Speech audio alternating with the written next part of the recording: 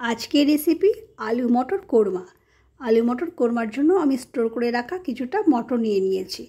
মটরটাকে একটা পাত্রের মধ্যে ঢেলে নিয়ে একটু ঈষদুষ্ণ গরম জলে ভিজিয়ে রাখলাম 1 ঘন্টার জন্য।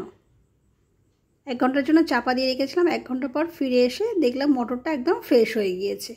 তারপরে এই আলু মটরের জন্য দুটো মিডিয়াম সাইজের আলু নিয়েছি। আলুটাকে ডুমো ডুমো করে কেটে নিচ্ছি। দুটো আলুকেই আমি এভাবে ডুমো ডুমো করে কেটে নিয়েছি। আলুটাকে ভালো করে ধুয়ে নিলাম। নিয়ে এবারে একটু পেঁয়াজ কুচি, ধনেপাতা কুচি, আদা বাটা আর কাজু আর আমন্ড নিয়ে নিয়েছি। এবার কড়াইতে বেশ কিছুটা সরষের তেল দিয়ে 1/4 চামচ কালো জিরে, একটা শুকনো লঙ্কা, একটা তেজপাতা, দুটো এলাচ আর এক টুকরো দারচিনি ফোড়নে দিয়েছি। দিয়ে কুচনো পেঁয়াজটা দিয়ে সামান্য একটু নাড়াচাড়া করে নিলাম। পেঁয়াজটা একটু নাড়াচাড়া করে নিয়ে আন্দাজ করে লবণ আর হলুদটা দিয়ে দিয়েছি। লবণ হলুদ দিয়ে পেঁয়াজটা সামান্য একটু ভাজা ভাজা করে নিয়ে কুচনো টমেটোটা এবার পেঁয়াজের মধ্যে দিয়ে দেব। দিয়ে ভালো করে একটু কষে নেব।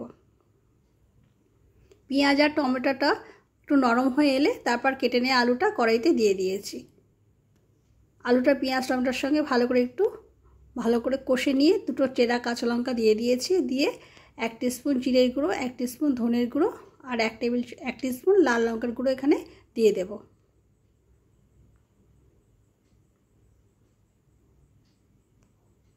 সব মশলাগুলোকে আলুর সাথে ভালো করে কষে নিলাম।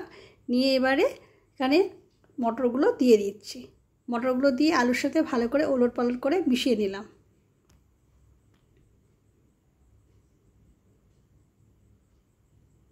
তারপরে 1/2 টেবিল স্পুন আদা বাটা এখানে দিয়ে দিয়েছি। আদা বাটাটা দিয়ে একটু মিশিয়ে নিলাম। নিয়ে আন্দাজ করে বেশ কিছুটা জল দিয়ে দিলাম। দিয়ে আলুটাকে সেদ্ধ হওয়ার জন্য মিনিট 7 চাপা দিয়ে রেখে দেব। এবার এদিকে শিলে আমি 1 টেবিল স্পুন পোস্ত, 6টা কাজু বাদাম আর 4টে আমন্ড একটু বেটে নিলাম।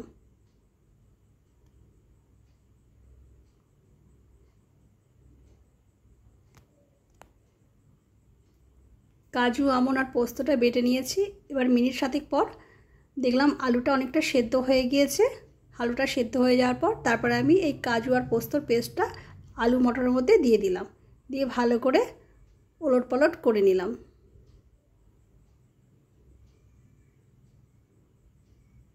তারপর 1/2 টিস্পুন চিনি দিয়ে দিয়েছি। চিনিটা দিয়ে বেশ একটু ফুটতে দিলাম। ভালোভাবে ফুটে গেলে সবশেষে ওপরে একটু ধনেপাতা দিয়ে আর গরম মশলা ছড়িয়ে নামিয়ে নেব। তৈরি হয়ে গেল আমাদের আলু মটর কোরমা। এমন সুন্দর আলু মটর কোরমা থাকলে রাতে কিন্তু রুটির সাথে আর অন্য কোনো সবজির দরকারই হবে না।